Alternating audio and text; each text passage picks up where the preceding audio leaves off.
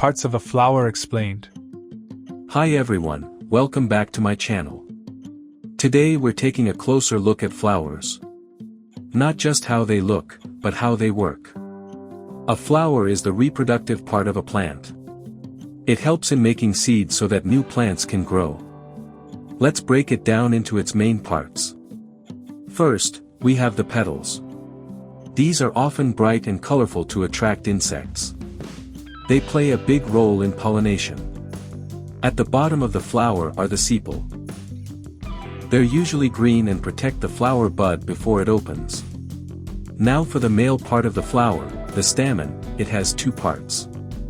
The anther, which makes pollen, the plant's male cells, and the filament, a thin stalk that holds up the anther. The female part is called the carpel or pistil. It includes the stigma, the sticky top that catches pollen.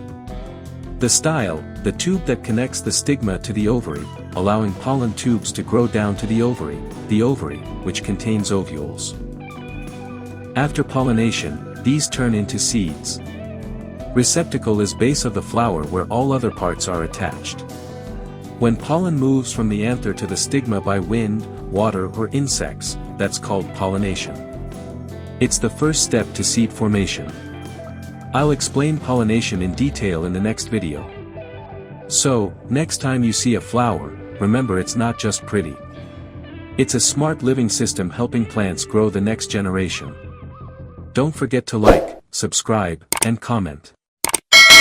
Thank you for watching.